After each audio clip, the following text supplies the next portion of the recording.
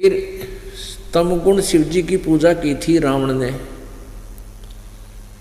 सर्वविदित है, सिद्धियां प्राप्त होगी, हल्दी की गांठ पा करके पंसारी बन गया। ऐसे जुल्म कर दिए, ऐसे जुल्म कर दिए कि एक पर स्त्री को उठा लिया, यानी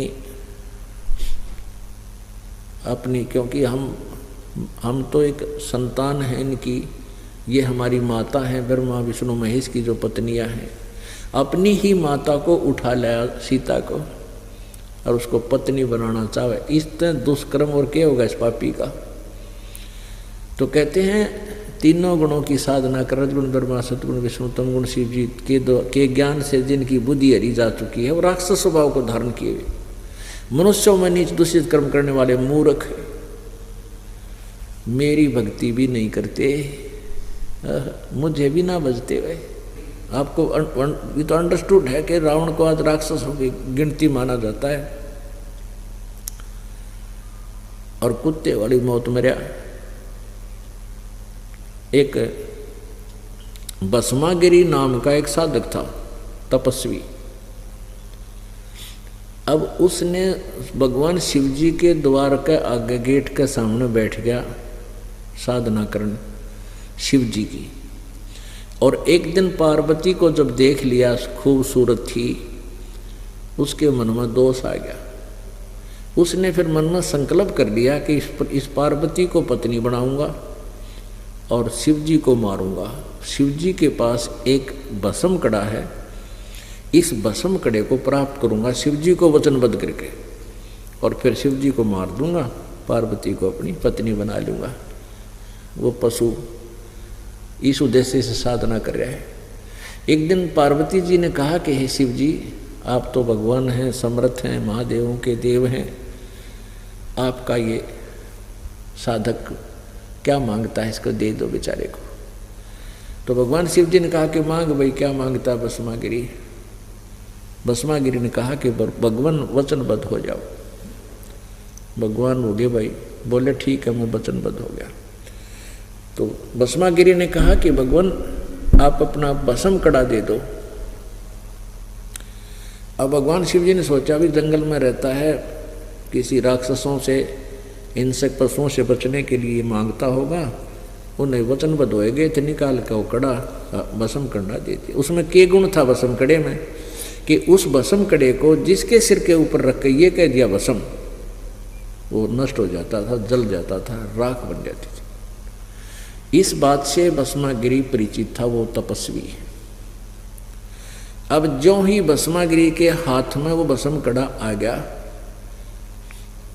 अब इतनी यारी थी, उसी समय त्योर बदल गए और हंस्या बुरी तरह अभद्र तरीके थे। कहने लगा ले शिव जी बोले होशियार, अब तुझे मारूंगा और पार्वती को मैं अपनी पत्नी बनाऊंगा। और ऐसे करके यूँ दौड़ा उसकी तरफ, तो भगवान शिव जी ने स्पीड खींच दी। आगे आगे भगवान पाछा पुजारी, जैसे जोटे का पीछे जोटा भाग लिया कर मारन खातिर, पूरी स्पीड तो दौड़ रहे।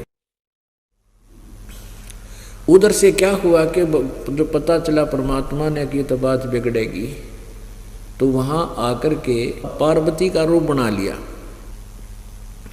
क्योंकि परमात्मा ही सबकी रक्षा करता है। जब वापस पार्वती का रूप बना के भस्मागिरी के सामने खड़े हो गए और कहने लगे ठहर जाओ, क्यों भाग रहे हो। तो भस्मागिरी कहने लगा मैं इसने मार दूं पहले, फिर बात करूंगा तेरे से। तो पार्वती बोली के रूप में परमात्मा बोले कि आपके पास भस्म कड़ा है, वो आपके निकट आ ही नहीं सकता, फिर बाद में देख लिए, आजा इधर आजा मेरे साथ, दो बात करेंगे। अब वो तो नीच आत्मा उसी दृष्टि से मेंटल हो रहा था, तो खड़ा हो गया। तो भगवान पार्वती कहने लगी कि मुझे डांस करके दिखा। वो कहने लगा मुझे डांस नहीं आता, मैं तो जंगल में तपस्या करने वाला आदमी, डांस वांस नहीं जानता। तो पार्वती रूप में भगवान ने कहा कि जैसे मैं हाथ पैर अलाऊं तो न्यों अला ले, ऐसे डांस सीख जाएगा। तब मैं तुझसे प्यार करूँगी। तो भस्मा गिरी तो फिर जैसे भी वो कहते कि इस पैर ने ऐसे कर, इस पैर ने ऊपर उठा, इस हाथ ने नीचे, इस हाथ को ऊपर करते करते कहा कि और कर इस हाथ को ऊपर। जिस हाथ में कड़ा था उस कड़े को सिर पा लिया, जब परमात्मा ने कह दिया भस्म, और भस्मा गिरी भस्म हो गया, मर गया। फिर उस पूर्ण परमेश्वर ने विष्णु रूप धारण कर लिया और भस्म कड़ा लेकर, और जहाँ भगवान शिव जी स्पीड खींचे जा था, दौड़ रहा था, उससे आगे पहुंच गए और वहाँ खड़े होकर कहने लगे रुक जा भोलेनाथ, स्टॉप प्लीज। वो न बोला भाज ले। विष्णु जी को कहने लगे भगवान शिव जी कि आजा मेरे गेले भाग ले, उस दुष्ट के पास भस्म कड़ा है, वो मार देगा। तब विष्णु रूप में परमेश्वर पूर्ण परमात्मा ने कहा कि देखो मेरे पास वो कड़ा है और मैं उससे ले आया हूँ। जब उसका दिल डटा हमारे इस तमोगुण भगवान शिव जी का, अपने आत्मा, पहले भी हम कथा पढ़ा करते, विष्णु पुराण में पढ़ते थे, और कदे बुद्धि में नहीं आती थी। जब ये शिव जी अविनाशी होते तो ये भाग क्यों लिए उस भस्मा गिरी के आगे?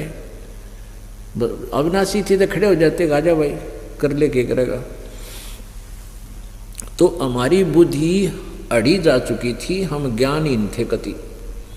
इन नकली संतों ने लोक वेद सुना सुना कर हमको बहरे बना दिया था, अंधे बना दिया था, ज्ञानहीन बना दिया था, मोतियाबिंद कर दिया हमारे ज्ञान का। तो अब यो मोतियाबिंद का ऑपरेशन इस सतलोक आश्रम बरवाला में हो रहा है, और जो भी यहाँ आ जाएगा उसका अवश्यमेव मोतियाबिंद का ऑपरेशन होगा। अब रह गया सतगुण भगवान शिव विष्णु। एक बार हरिद्वार में हर की पैड़ी पे कुंभ का मेला होया, और उस कुंभ के मेले की पर भी का कोई समय निर्धारित बताते हैं ये लोग कि इस समय में नहा लिया तो उसका मोक्ष है, इस समय में नहीं नहाया तो उस स्नान का लाभ नहीं मिले, स्नान का। तो उन्होंने वो निश्चित समय के उस दिन सभी के सभी ये गिरी, पुरी, नाथ, ओगड़, कनपाड़े और ये सन्यासी बोले जिन, ये सभी तमोगुण भगवान शिव जी के उपासक, और वैष्णु संत जो कहलाते हैं, साधु संत, वो विष्णु जी सतोगुण के उपासक। वो अपने अपने ग्रुप में वहां जाकर इकट्ठे हो जाते हैं, अपने अपने समुदाय में। और जब स्नान का समय निकट आता है तो सभी पूरा का पूरा खेमा, उनका पूरा का पूरा जो चल पड़ते हैं समूह अलग अलग ग्रुप में, और उनके आगे होता उनका मुखिया। तो जो ही सबसे पहले नागा भी ये जो बिल्कुल नंगे रहते हैं, शरीर के ऊपर राख लपेट लेते हैं, ये भी तमोगुण शिव जी के उपासक हैं। और वैष्णु साधु ये विष्णु जी के उपासक। तो सबसे पहले ये नागा जा करके नहाने लायक गए, नहाने के लिए तैयार हो गए हर की पैड़ी पे, और पूरी छागी, क्योंकि तो हजारों की संख्या में थे, कोई हजार। तो पीछे से विष्णु जी के उपासक सतगुण के ये वैष्णु आगे। वैष्णु ने कहा कि ए नागाओ, तुम पहले स्नान मत करो, हम सबसे पहले स्नान करेंगे, हम श्रेष्ठ हैं, सर्वश्रेष्ठ हैं। नागा कहने लगे नहीं, हम सर्वश्रेष्ठ हैं, हम त्यागी और बैरागी हैं, हम तन पर वस्त्र भी नहीं रखते हैं, और हम सबसे पहले स्नान करेंगे। अब विष्णु के उपासक वैष्णु ने कहा कि तुम काहे के श्रेष्ठ हो, तुम नहाते ना धोते, आज तुम नहाने हो गए, 6 महीने नहीं नहाते हैं, तन पर राख लपेटे फिरते हो, पशु की तरह नंगे फिरते हो, टट्टी के हाथ भी ना धोते, शरण फिरड़ो, बार मरो तुम, पहले स्नान मत करना, हम करेंगे। अब वो स्नान करना था भूल भाल गए, गुट्टम गुट्टा नागा भी उल्टे फिर गए, और उन्होंने तो वैष्णो कोई हजार इकट्ठे हो रहे थे, तलवार निकाल लाए, सीधे चक्कू घोंप दे, छुर्रे हैं, मुक्का मुक्का बुड़का भर ले, डांगरा की तरह बाढ़ पाड़ के पटक पटक का मारे एक दूसरे ने, यानी 25,000 ये तीनों गुणों के उपासक। वहाँ कत्लेआम हो गया, कटका मर गए और गंगा का पानी लाल कर दिया, लाश ही लाश सब जगह होगी।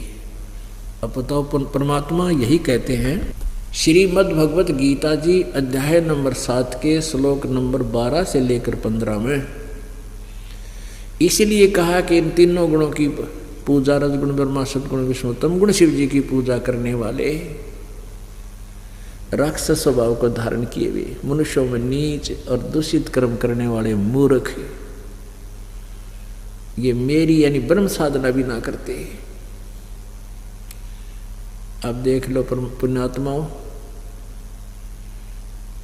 कहते हैं नौमन सूत उलझिया, इस अज्ञान का नौमन सूत उलझा रखे न काल के दूता ने। सूत होता था पहले कच्चा, चरखे पकाता करते हमने देखी बुढ़िया माई, हमारी माता दादी,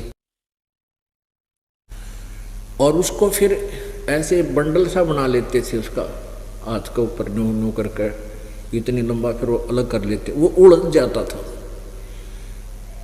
और उलझे हुए का ना फिर किसी यूज नहीं, जब सुलझ ना लेता कितना टूट जाता, गांठ पड़ा तो कपड़ा ठीक बना नहीं। यदि 1 किलो सूत उलझ जाए वो सारा दिन ना सुलझाए, और 9 मन, 1 मन में 40 किलो और 360 किलो हो गया 9 मन सूत का। तो परमात्मा कहते हैं कि इन अज्ञानी ऋषि संतों महंतों ने इस आध्यात्मिक ज्ञान रूपी सूत को 9 मन सूत उड़ जाकर डाल दिया।